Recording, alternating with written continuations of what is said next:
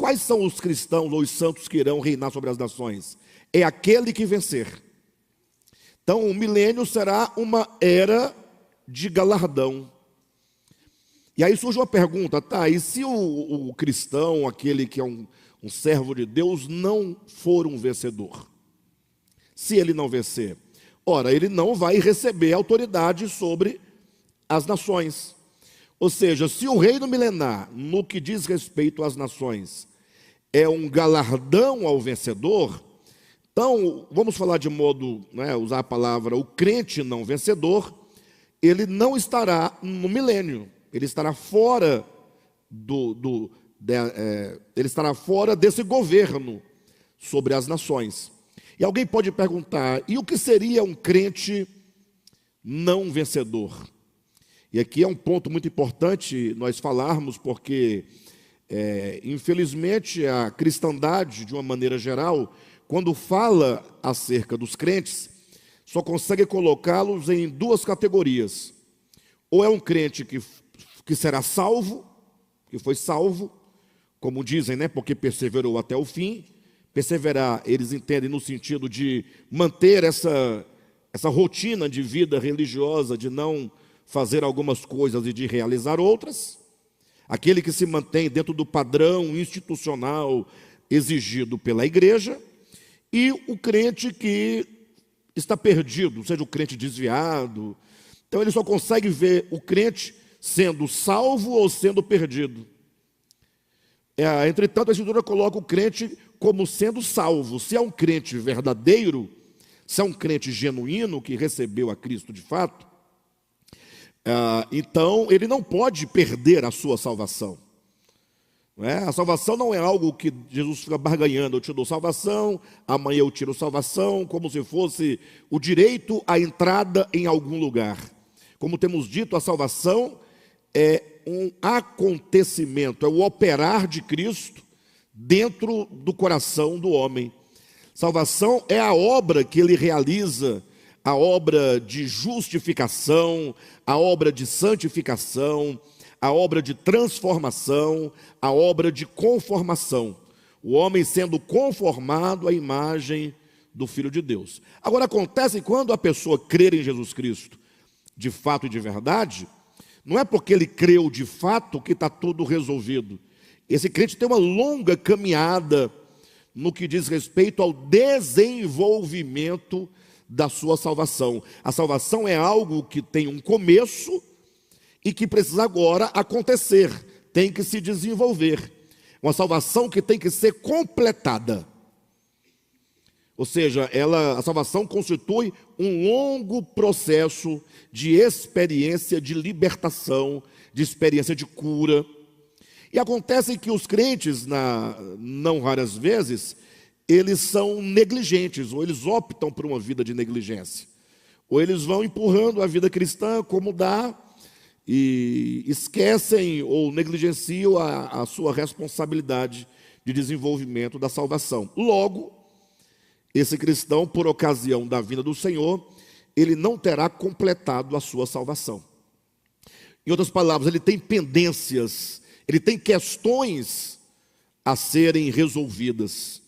E então, enquanto os crentes vencedores entrarão para o reino e receberão autoridade sobre as nações como uma forma de galardão, de recompensa, os crentes não vencedores estarão fora dessa administração divina, desse reino divino, sendo tratados pelo Senhor. Ou seja, enquanto uns estão reinando, outros estarão desenvolvendo a salvação que não desenvolveram no tempo de hoje. Não é? Ou seja, você tem aí a possibilidade de desenvolver a salvação hoje ou no milênio. E o pior é que não tem alternativa, porque se você é um crente em Cristo Jesus, por obra do Espírito Santo, não tem nem como descrer. Porque se é obra do Espírito Santo, a própria fé como dom de Deus instaurado no seu coração, que o Espírito Santo te iluminou, te clarificou a consciência, Então agora, ou você desenvolve hoje a salvação, resolvendo o que tem que resolver, ou você, como como a própria Bíblia vai ensinar, né? Você ganha a sua vida hoje, dando a ela todos os prazeres, né, opostos ao Evangelho que sua carne deseja, e então você perderá essa vida, esse desfrute, o gozo do Senhor durante o milênio. Então, os santos vencedores, eles receberão por galardão essa entrada no milênio e receberão autoridade sobre as nações para governar. Agora, há de se levar em conta um detalhe muito importante. É que quando fala que o reino é um galardão, nós devemos tomar um cuidado para não imaginar uma relação mercantil. Então eu tenho que fazer uma série de coisas para então, quando Jesus voltar, eu ganhar como prêmio, como recompensa, que é isso que me parece que a palavra galardão significa, uma recompensa no reino milenar. Se você assim fizer, você fatalmente não ganhará absolutamente nada. Por quê? Porque o que te move é exatamente essa ideia de troca. Então não é algo proveniente de um coração que foi transformado. Quando fala que receberá o galardão, é mais ou menos o princípio da semeadura, né? O princípio da semeadura é um princípio orgânico. Se você planta uma semente, e essa semente, por natureza, que tem uma vida lá dentro, um germe, ele só pode produzir o fruto que está em consonância com a vida da semente. Então, o galardão do reino milenar será o resultado de uma vida em Deus, daqueles que realizam as obras feitas em Deus. Então, não basta que se realize obras, é necessário que essas obras sejam fruto da abnegação, do amor, do Espírito em nós.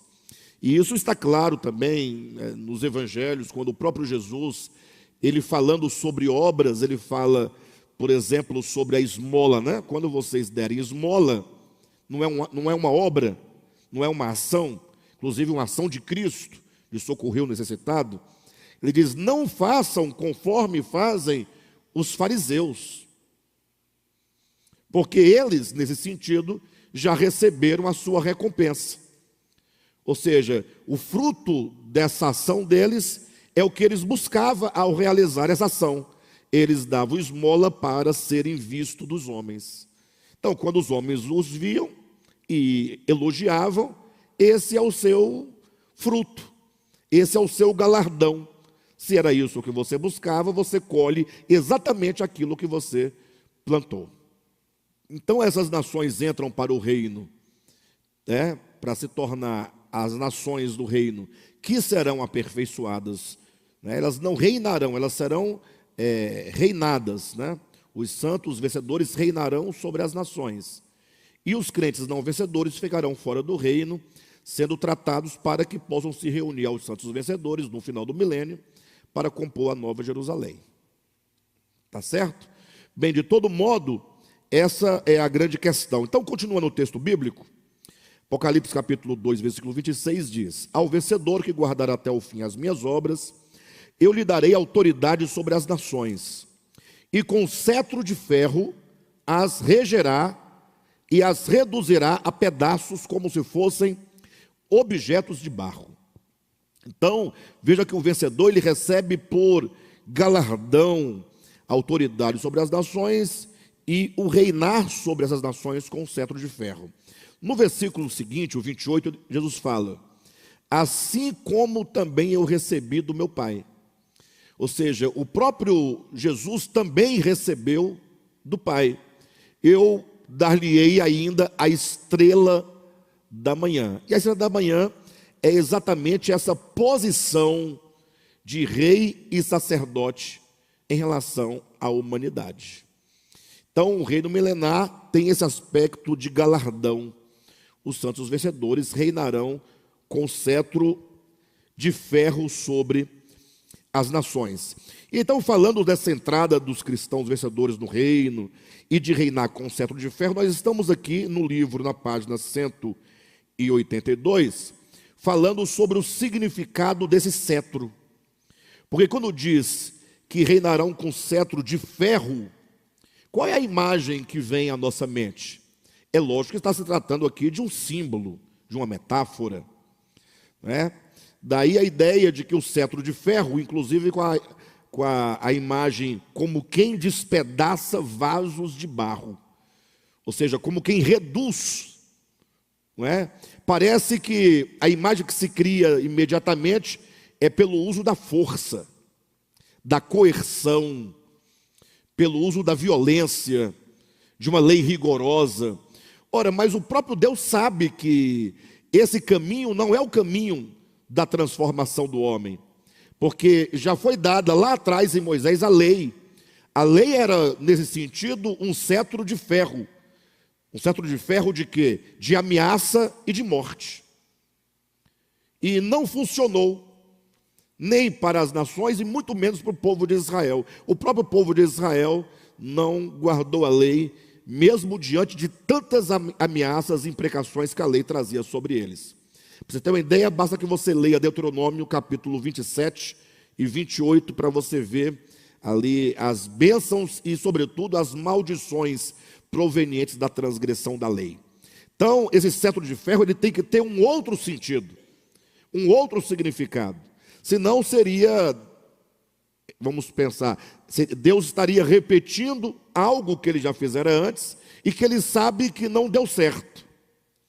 E é lógico que quando Deus deu a lei, ele já sabia que não daria certo. Ele não deu a lei para dar certo, no sentido de achando que o homem haveria de cumprir a lei e tudo se resolveria. Deus, quando deu a lei ao povo de Israel, ele deu não para que a lei fosse cumprida. E também não deu para ela ser transgredida. Deus deu a lei, sabendo que o povo haveria de transgredir, não daria conta do cumprimento da lei, e a lei recairia sobre eles como maldição e como condenação. Porque aí eles teriam agora o sentimento e a certeza de que eles careciam de salvação. Então Deus dá a lei para gerar no coração do homem a necessidade de um Salvador. Se vocês leem Romanos capítulo 7, todo o capítulo, até o versículo 25, isso nos fica claro. Quando Paulo, ele fala sobre o bem que o homem quer realizar, que não consegue, que ele se depara com a lei que é boa, que é justa, que é santa, que é espiritual, que ele procura realizar a lei, cumprir a lei, só que ele não consegue. Porque a lei recai sobre ele como culpa, como pecado, como transgressão, como condenação. E como é que ele conclui o capítulo 7? Com um brado: miserável homem que sou, quem me livrará do corpo dessa morte? Então, quando o homem, debaixo do jugo da lei e da condenação da lei, ele reconhece que não pode, e ele clama por alguém que o possa salvar, a lei ali cumpriu cabalmente o seu papel. Então, nesse caso do cetro de ferro, certamente ele deve significar uma outra coisa. Então vamos ler aqui no livro, para elucidar o significado do cetro. Página 182, aí no segundo parágrafo dessa página.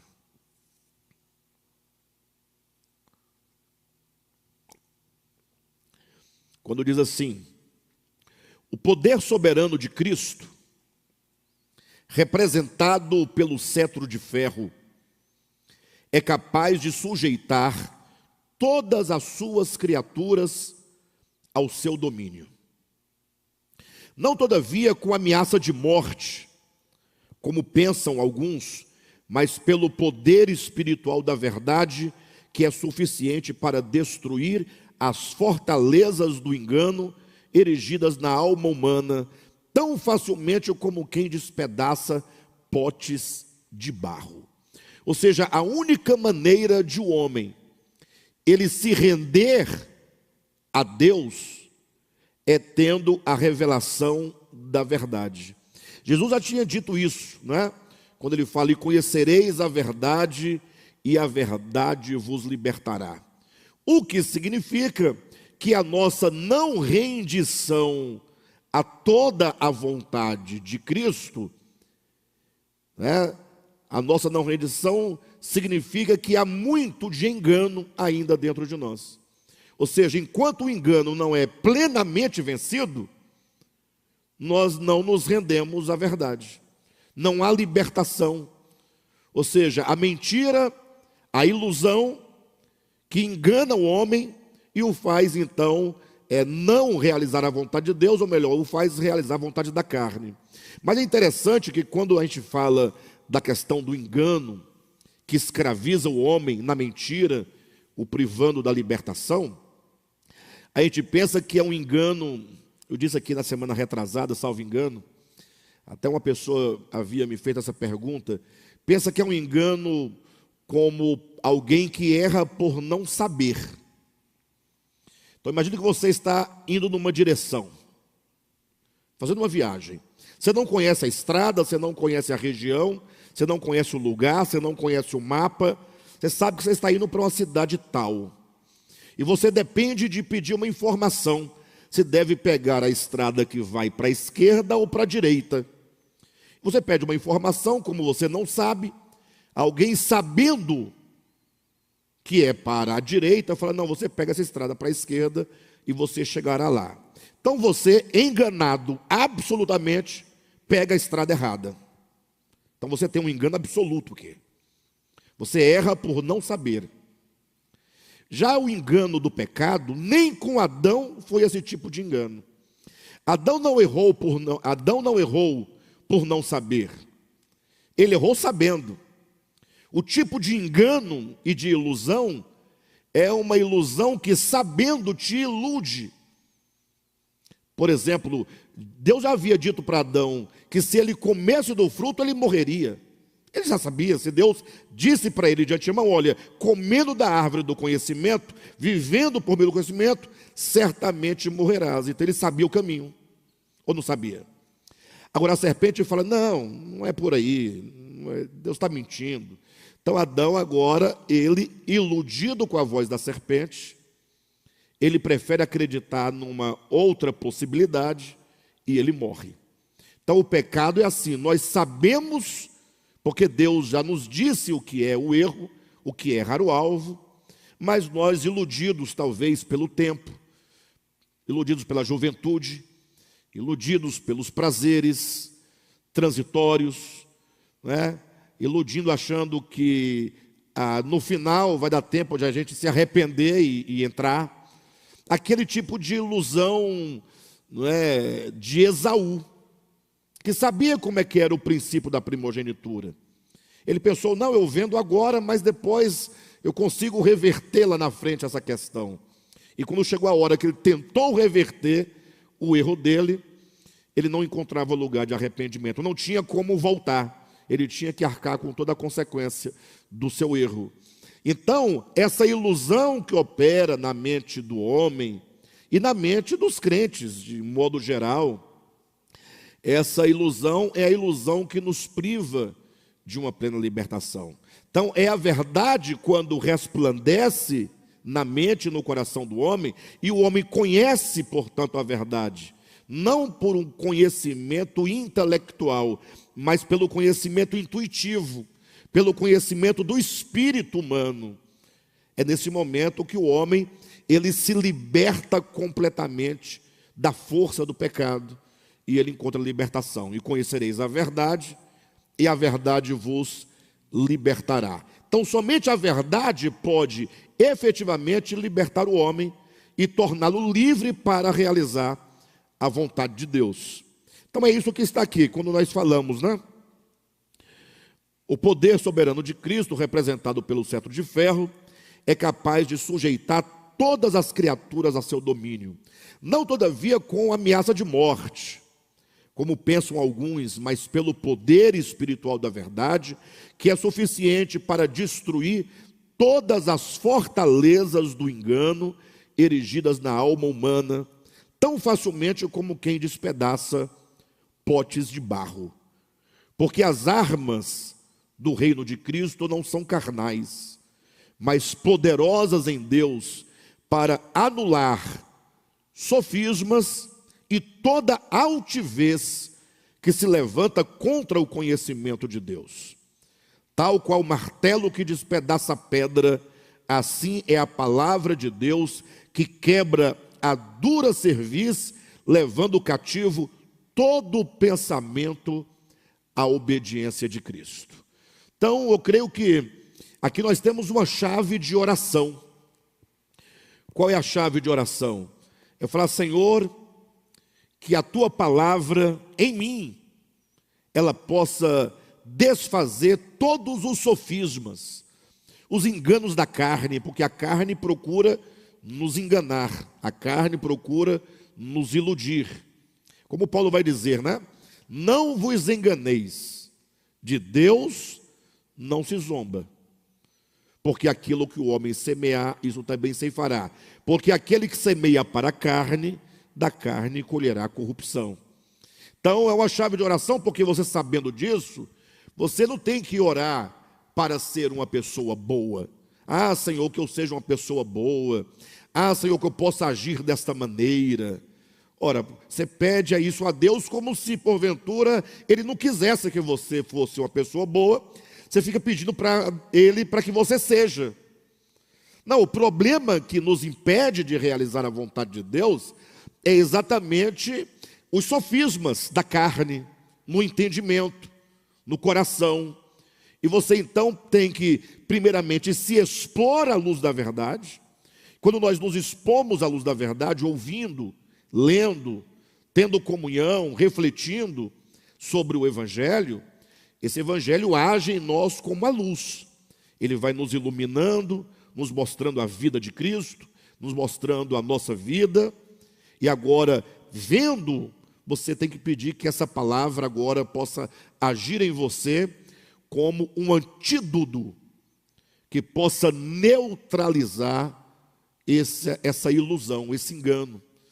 Então você pode orar: Senhor, que eu venha me desenganar completamente com o pecado, que eu venha me desiludir completamente.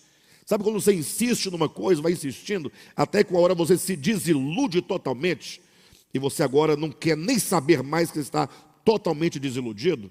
Tem que pedir a Deus: Senhor, que a tua palavra possa agir em mim, destruindo ou anulando todo o sofisma. Interessante quando fala anulando o sofisma, não diz desfazendo, né? Porque parece que o sofisma, enquanto uma meia verdade, meia mentira, tem que ser desfeita, né? A mentira tem que ser desfeita. Mas ele fala anulando. Por quê? Porque fala sobre um poder que o sofisma tem de iludir a alma. É o poder de sedução da mentira. Ou seja, a mentira nos seduz de tal maneira que nós, sabendo que não é, cedemos a ela. É uma espécie de fascinação, né? Uma espécie de domínio que controla a nossa vontade. Você sabe que não é, você sabe que não vai dar certo, mas você, totalmente seduzido por esse domínio das trevas, da ilusão, você acaba cedendo ao pecado. Então, a palavra de Deus, ela anula, né, no caso aqui, anulando todo o sofisma, destruindo toda fortaleza que resiste à vontade de Deus e, sobretudo, como diz, conduzindo ou levando cativo, levando escravo todo o pensamento à obediência de Cristo. É isso que está aqui na segunda carta de Paulo aos Coríntios, no capítulo 10. Essa porção do livro é uma paráfrase, né, do texto de Paulo, quando falando sobre as armas de Deus, da nossa luta espiritual, ele vai dizer que as armas de Deus, elas não são carnais. 2 Coríntios capítulo 10, versículo 4. Quando diz: porque as armas da nossa milícia não são carnais. Ou seja, não são armas do homem, não são armas da força, não são armas de ameaça, mas são armas poderosas em Deus, que destrói fortalezas dentro do homem, que anula sofismas e que anula toda altivez que se levanta contra o conhecimento de Deus e que leva cativo todo o pensamento à obediência de Cristo. Então assim será durante o milênio. essa luz da verdade, da palavra de Deus, iluminando as consciências, vai anular os sofismas, vai anular as mentiras que Satanás, por todos esses séculos, tem pulverizado, tem disseminado nas mentes e nos corações dos homens. Por isso eles estarão aptos, nesse período, a se render à verdade, a seguir a verdade. Continuando na página 183, nós lemos: a cega e materialista hermenêutica histórico-gramatical só consegue ver na figura do cetro de ferro um instrumento despótico de coercitividade, um instrumento de um rei autoritário que quer obrigar por meio da força e da ameaça os seus súditos da obediência. Então, quando a hermenêutica histórico-gramatical, que é o modo tradicional de leitura e interpretação da Bíblia da maioria da cristandade, ler o texto do Apocalipse, que fala do cetro de ferro, eles só conseguem ver nessa figura do cetro um instrumento despótico, de coercitividade, próprio dos perversos reinos deste mundo. E não poderia ser diferente, uma vez que o seu olhar histórico, no caso da hermenêutica histórico-gramatical, tem por paradigma a narrativa dos povos, e o seu caminho gramatical tem por fundamento a letra morta, desprovida do espírito de revelação contido nas Escrituras. Por esse motivo, esse método interpretativo, histórico-gramatical, ele não consegue perceber que as leis e o governo do reino de Deus em nada se assemelha às leis e aos governos dos reinos deste mundo, uma vez que estes e aquele se assentam em alicerces distintos. Ou seja, o reino de Deus se assenta num tipo de alicerce, de fundamento, ao passo que os reinos deste mundo se fundamentam em outro tipo de alicerce. Enquanto os homens, eles fazem leis, como, por exemplo, de prisão, a própria prisão comum, conforme nós conhecemos no Brasil, que não resolve absolutamente nada, não é? Ou a prisão perpétua, ou a pena de morte, ou em alguns outros países que ameaçam com torturas, não é? Com o amputamento de membros do corpo, ou com surra de chicote em praça pública, ou enforcamento, ou qualquer tipo de lei que procure colocar um medo no homem para ver se ele se conserta. E não é assim que as igrejas evangélicas, infelizmente, acabam por fazer, ameaçando que você vai perder a salvação, ameaçando que Satanás vai encontrar uma brecha na sua vida e vai entrar, e vai destruir suas finanças, vai destruir seu casamento, ameaçando com gafanhotos, ameaçando com maldição, ameaçando de expulsar o fiel da sua igreja.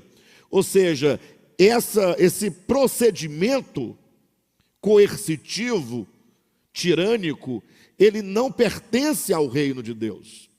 O reino de Deus é regido por outras leis, né? Deus não vai usar de coercitividade, de medo e de ameaça para tentar corrigir alguém, porque Deus sabe que isso não funciona.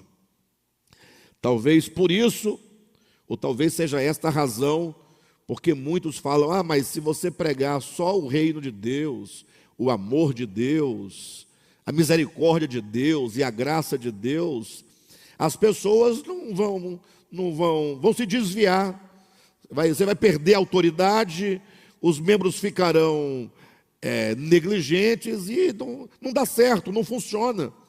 Por isso que eles querem manter os crentes sob a rédea, sob o regime. E eles têm razão, eles têm razão. Não totalmente, né?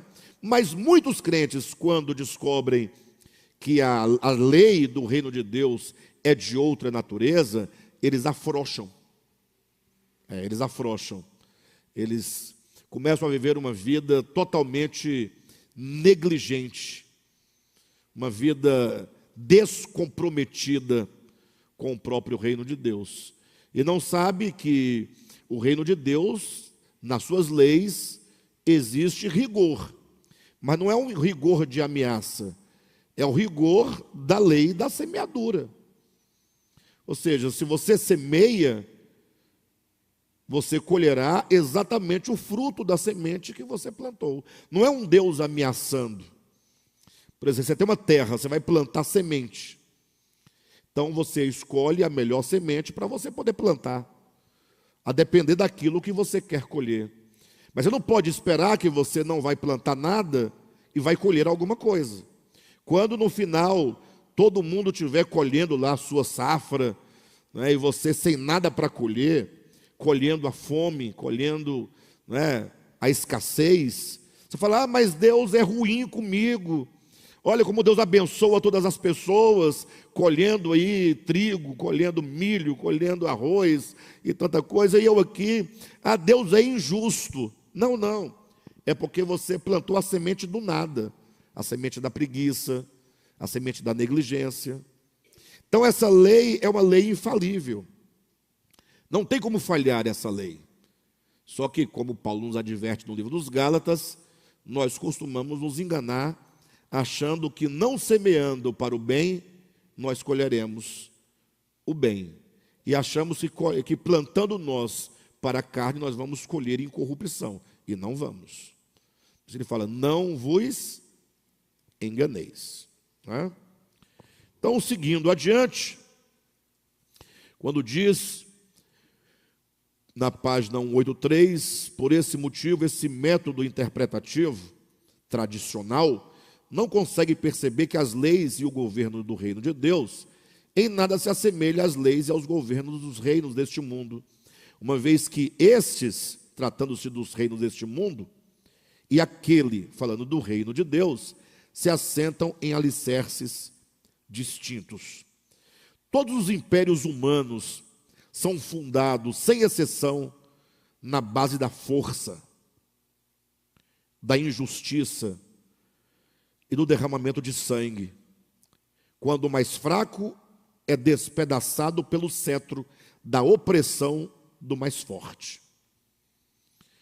Se vocês lerem um pouco de antropologia, e tem um autor chamado René Girard, é um antropólogo extraordinário, e ele tem um livro, inclusive, chamado Eu Via Satanás Caindo do Céu como um Relâmpago. E esse autor, ele fala, no âmbito da antropologia, sobre os mitos fundadores de todas as civilizações antigas. Então ele começa lá de trás falando que todas as civilizações humanas, todas as nações fundadas pelos homens, elas se fundam na base do sacrifício. Esse sacrifício quer dizer, na base do sacrifício do bode expiatório, né? na base da violência. Ele diz que não há nação sobre a terra que não tenha sido fundada na base da opressão. Então, por exemplo, nós vivemos hoje no Brasil, uma nação, não é? Como foi que essa nação se instaurou? Qual foi o modus operandi? Né? Alguém dizendo que estava descobrindo novas terras, encontra essa terra em que nós hoje estamos, que havia aqui os povos daqui, nativos. E aí quem já estudou um pouquinho de história, sabe como foi que eles fizeram para tomar essa terra dos seus verdadeiros donos, daqueles que eram daqui, nativos dessa terra. Toda forma de opressão começou com algumas mentiras, né?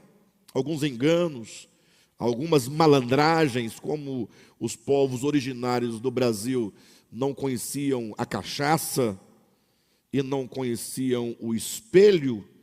Esses foram os dois primeiros produtos de troca, né? Trocava mulheres nativas do Brasil por espelhos,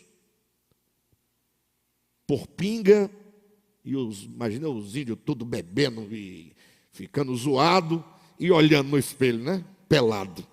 Feliz da vida, achava aquilo fantástico. E aí, com essa sensação de novidade, podia levar papagaio, podia levar ouro, podia levar pau-brasil, podia levar tudo. Começou saqueando a terra e depois foi invadindo, se apropriando e matando os índios que se opunham, né, a essa cruzada, entre aspas, né, de modo então que hoje nós sabemos da história, como aconteceu. Ou seja, são nações que se fundam na base de violência. Todos esses países aqui das Américas todas, né, desde a América mesmo, chamada Estados Unidos, América Central, América do Sul, que eram as terras desconhecidas do outro lado do mundo, que foram descobertas, por exemplo, todas tinham aqui os seus habitantes naturais e todos foram sacrificados.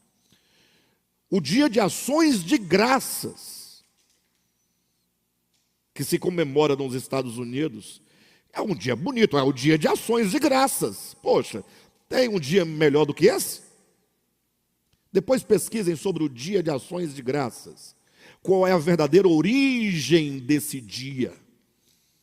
Houve um grande massacre de povos originários daquela região e uma grande colheita, não é? E aí eles foram agradecer pela vitória e instituiu-se o dia de ações de graças. Então as nações se fundam na base da violência. Essas são as leis dos reinos humanos. E onde vocês podem ver, não tem o que ir, não precisa ir longe na história para entender isso.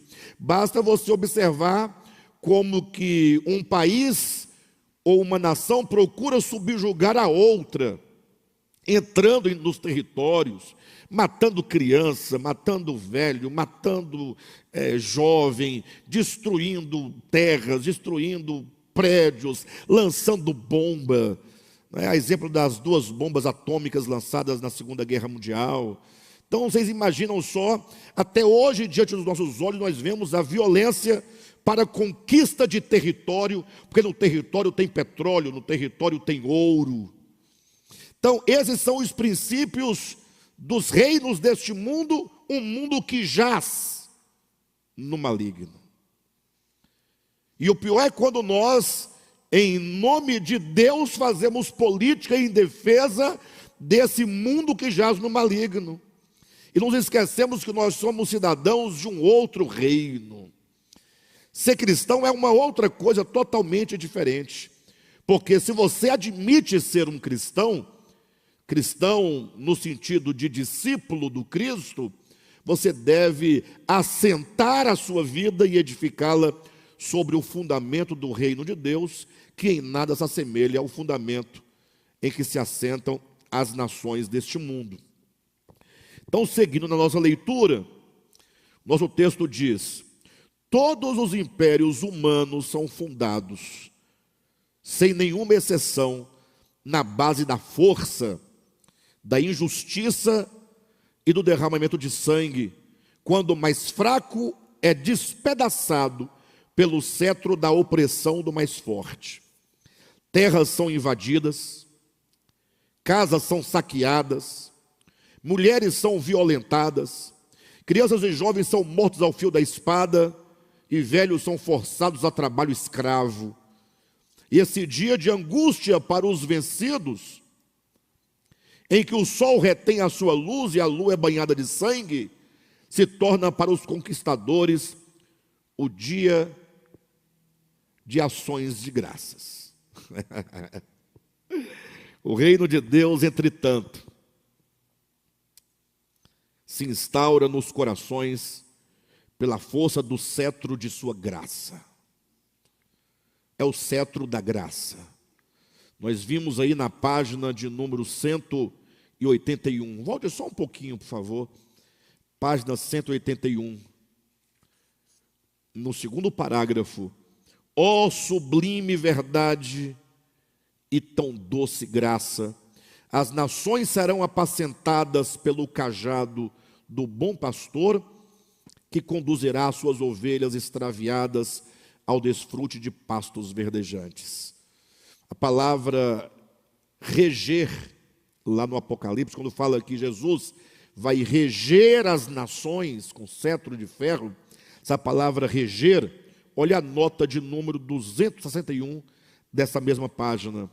O verbo grego, traduzido por reger, em Apocalipse 2:27, Apocalipse 12:5 e Apocalipse 19:15, significa alimentar, cuidar de um rebanho, criar ovelhas, governar, fornecer pasto para comida, nutrir, suprir os requisitos para as necessidades da alma. Então, esse é o governo de Cristo, né? Volta para a página de número 183. O reino de Deus, entretanto, se instaura nos corações pela força do cetro de sua graça, de seu amor e de sua verdade. De maneira que em todo o território conquistado por Cristo, eu estou na página 184, tá? De maneira que em todo o território conquistado por Cristo, a bandeira da paz é hasteada, e os povos conquistados desfrutam o sossego e o descanso provenientes do Evangelho. É muito diferente. Os pobres são evangelizados, os cativos são libertos, os doentes são restaurados e os oprimidos são postos em liberdade. Não foi isso que Jesus falou? Ele não veio para conquistar os homens, conquistar toda a humanidade para si, mas como ele o fez? Ele disse: o Espírito do Senhor está sobre mim, pelo que me ungiu para evangelizar os pobres. Não é para oprimir, é para evangelizar. Ele veio para pôr em liberdade os cativos, para restaurar os doentes, para pôr em liberdade os oprimidos. E essa experiência de genuína libertação se torna para os redimidos o dia do descanso de Deus. Ou seja, se por um lado os homens oprimem, destroem, matam para conquistar terras e chamam o dia da vitória de dia de ações de graças, quando Cristo então conquista para si os homens e os põe em liberdade, esses que experimentam essa libertação se tornam para Deus os redimidos e para eles se torna para os redimidos o dia do descanso de Deus, pois os verdadeiros peregrinos encontram em Deus a sua pátria. Então, as bases do reino de Deus são totalmente outras. Nada se assemelha aos reinos deste mundo. Então, falar do reino milenar, do reino de Cristo, é falar de um modo de governo e de reino jamais visto sobre a terra. É Deus mostrando o que de fato é a paz. Porque hoje os homens têm até um entendimento aí, ou uma frase meio filosófica, defendida por muita gente. Muita gente. É até difícil encontrar alguém que discorde dessa frase, que diz que a paz não é possível sem a guerra. Ou a guerra é necessária para se promover a paz. Não é? E a lógica é muito simples. E até parece que se você pensar, você vai encontrar alguma lógica, mas essa lógica é a ilusão do engano. Ou seja, você tem uma nação que ameaça todo mundo. Então, qual é a maneira da gente poder ter paz? Vamos destruí-los. E destruindo nós teremos o quê? Paz. Então está resolvido. O diabo, o demônio do mundo é aquele povo. Destruindo o povo, não haverá mais demônio no mundo. Mas nunca ninguém estará satisfeito. Sempre haverá algo a ser conquistado, algo a ser tomado, e sempre vão criar inúmeras mentiras para justificarem suas guerras. Nós vamos invadir tal lugar e vamos matar tantas pessoas, porque lá tem isso. Aí vai lá, destrói, e depois não se comprova que tinha o que diziam que tinham. Vocês nunca viram isso acontecer? Vocês já viram acontecer alguma vez algo diferente? Alguém que ameaçou justificando algo e depois de matar tantos e invadir não tinha nada ou tinha alguma coisa? Olha para a história. O problema é que nós somos tão iludidos com a mentira e querendo justificar as nossas próprias violências, nós nos cegamos para a verdade que se expõe diante dos nossos olhos. E aí nós temos que criar as nossas histórias, para contar as histórias conforme nós gostaríamos que elas fossem e que de fato não são. Então, seguindo na página 184, os 1000 anos, portanto, será um período de paz sobre a terra, em que todos os homens conhecerão empiricamente, na experiência, o verdadeiro Deus, o seu reino e a sua justiça. Os santos vencedores serão reis e sacerdotes para as nações, julgando os povos com retidão e ensinando-lhes o caminho da equidade. Nesse tempo, o evangelho do reino será pregado para testemunho a todas as gentes, e então virá o fim. As nações estarão diante do evangelho manifestado enquanto o reino de Deus, a justiça do reino de Deus, a paz do reino de Deus, o governo de Deus, por meio de sua palavra. Completado um círculo inteiro, a história voltou ao seu início. E outra vez encontra-se a humanidade diante das duas árvores. Então essa é uma metáfora muito interessante, porque a ideia aqui é que a história da humanidade começa com o homem diante das duas árvores, lembram-se?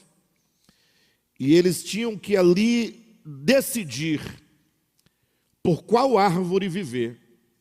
Se faria do conhecimento o alimento da sua existência, ou se faria da vida, da árvore da vida, o seu sustento. Era uma escolha. Só que agora veio o engano e a ilusão da serpente, que leva o homem a essa história de pecado, de dor e de morte. Então a história começa nas duas árvores, e aí fazendo um círculo, não em linha reta, mas a história num modelo circular. História de sofrimento. O homem não conhece a paz, não conhece a justiça, não conhece a verdade, as nações. Quando chegar próximo a se reencontrar novamente, vem o milênio. E no milênio, todo o engano da serpente, toda a ilusão, ela é dissipada no milênio. Eles vão poder agora saber, pela prática, tanto o mal sofrido, que foi na prática, quanto o bem vivido no milênio, também na prática. Agora não há mais palavra contra palavra, agora é a experiência nítida, tanto das bênçãos do reino de Deus, quanto das maldições do império das trevas. E agora então, nesse retorno, o homem volta, esse círculo se fecha, e o homem se põe novamente diante de uma escolha. É por isso que é dito que Satanás é preso no início do milênio, o homem experimenta o reino de Deus, e agora Satanás é solto. Ou seja, novamente a consciência caída é liberta dos grilhões que a aprisionava, Deus libera novamente, e agora o homem, sob a influência da sua consciência, novamente, ele agora deve decidir. Deve decidir, porque essa é a decisão final. É o juízo final. É o momento em que ninguém poderá dizer: ah, mas é porque a serpente disse, ah, mas porque ninguém pregou para mim, ah, porque não tem mais porquê. Agora, todas essas nações vivas nessa ocasião terão experimentado e saberão exatamente entre uma coisa e outra. Por isso aqui nós colocamos que como um círculo completo, né, ou um círculo que se completa, não é completado um círculo inteiro, a história voltou ao seu início. E outra vez encontra-se a humanidade diante das duas árvores. E de tal modo se assemelham os limiares da história, o início e o fim, que a mesma serpente do princípio, agora solta de sua prisão, põe-se novamente a enganar as nações no final do milênio. Como diz o texto, que a serpente, o dragão, foi preso para não mais enganar as nações. E depois de 1000 anos, importa que ela seja solta e volte a enganar as nações. Ou seja, é um Deus muito bacana. Eu não sei, porque por mim essa serpente, eu já tinha resolvido o problema dela muito rapidamente, não é? Deus não, porque Deus não deixa nenhuma brecha para que ninguém o acuse, né, de ditador. Fala, não, está aí a serpente, está aí tudo, a escolha é sua. O homem deve escolher e deliberar a sua escolha, a quem ele vai servir. Deus não quer ninguém servindo-o por qualquer motivo que seja, que não seja a compreensão do amor de Deus, que não seja a compreensão da verdade de Deus, porque somente assim o homem poderá adorá-lo verdadeiramente. Porque infelizmente os homens adoram a Deus por diversos motivos, né, pessoal? Vamos pensar, não é? Você chama uma pessoa para ir à igreja, por exemplo, a pessoa vai, ou se oferece para ir à igreja, ou entra sozinha numa igreja. A pergunta que se faz é: o que motiva? Tudo bem, né? A gente fala, desde que venha, né? Que venha, uma hora dá certo, tal. Como Paulo dizia que havia alguns que pregavam o evangelho por discórdia. Via Paulo pregando, vou pregar também, só de raiva, né? Paulo fala que preguem, de modo que Cristo seja anunciado, está de bom tamanho. Mas Deus, ele olha da ótica da verdade. Ou seja, por que buscam a Deus as pessoas? Por que adoram a Deus? Visando o quê? Buscando o quê? Deus só aceita a adoração que brota de um coração que o reconhece como Deus. Deus é diferente de muita gente, né? Porque tem gente que às vezes consente em viver com uma pessoa, sabendo que a pessoa vive com ela por pena. Não tem disso no mundo? Tem gente que está com alguém e sabe, poxa, o fulano está comigo, mas ele está comigo por pena. Mas está bom, desde que fique comigo, que seja por pena. Deus não quer pena, Deus não quer nada, Deus não quer barganha, Deus não quer interesse. Ele quer ser adorado, reconhecido. Não é que ele quer ser adorado. Essa ideia é muito humana, né? Ele quer. Não é que a adoração verdadeira, ela só existe mesmo pela espontaneidade de um coração que ama verdadeiramente. Não é sem razão que o modo como Deus faz e tem feito para realizar a redenção do universo é revelando-se a este universo. Primeiro enviou os profetas. Oi? Mas tratando-se de um modo mais pragmático, né? Ele envia os profetas, havendo Deus outrora falado aos pais por meio dos profetas, para corrigir exatamente esse tipo de relacionamento mercantil com Deus. Porque se vocês lerem a lei de Moisés, né, conforme era aplicada pelo povo, pelos sacerdotes e tudo. E você vê então a palavra que os reis traziam era uma palavra de correção. O que os profetas diziam? O que Deus falava por meio dos profetas? Olha, essas luas novas que vocês realizam, esses sábados e esses sacrifícios, para mim são abomináveis. Ou seja, vocês estão tentando, né, pensando que eu sou um deus grego cheio de caprichos, que bebe sangue, que aceita morte de animais. Não, eu quero um coração contrito. Eu quero que vocês pratiquem entre vocês a justiça. Então vieram os profetas, né, nesse ajuste, tal, mas aí então Deus envia o seu próprio filho, feito homem.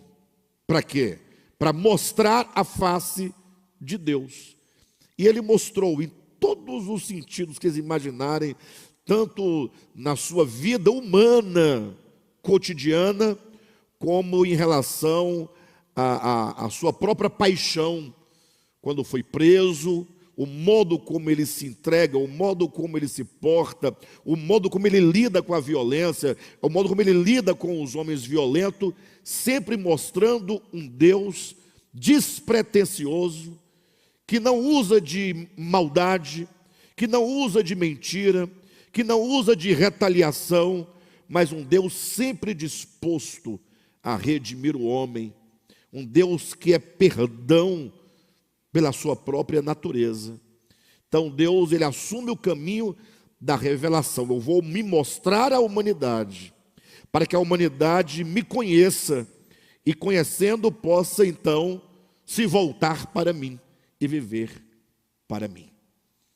Então, Deus, ele tem uma atitude totalmente diferente, não é? Então, conforme diz aqui, os 1000 anos, portanto, página 184, ou melhor, desculpe-me.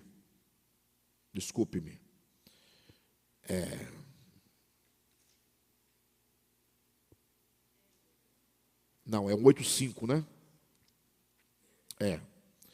Lá em cima. E de tal modo se assemelha os limites da história, o início e o fim, que a mesma serpente do princípio, agora solta de sua prisão, põe-se novamente a enganar as nações no final dos 1000 anos. Foi daqui que eu trouxe a ideia de que Deus é maravilhoso, que Ele ainda permite que o engano ainda fale, para que os homens decidam efetivamente, porque Deus quer pessoas livres para servi-lo, não é?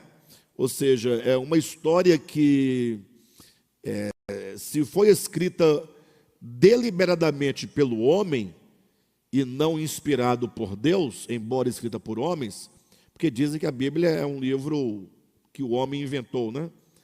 Então esse homem só pode ser divino, porque não há homem que pense deste modo, senão o Cristo de Deus que viveu sobre a terra, porque é um pensamento único. Quem é que vai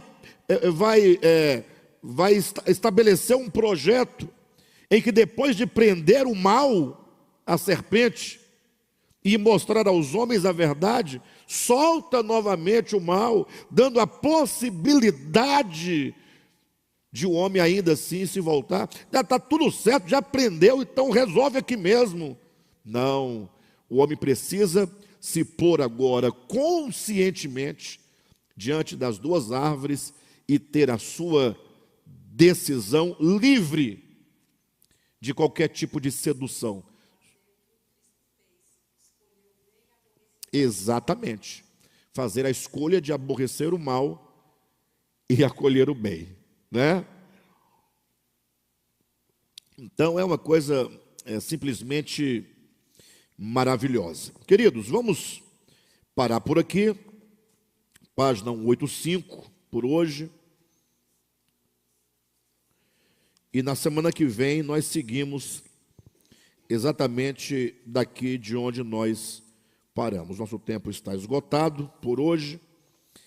E eu espero que os irmãos reflitam sobre esses princípios abordados, porque são princípios tão extraordinários que fogem da nossa realidade enquanto homens, enquanto povo, enquanto nação, que vale a pena nós ponderarmos e pelo menos nós desejarmos que o Senhor altere a nossa consciência para que nós possamos trilhar esse mesmo caminho. Tá bom, meus queridos?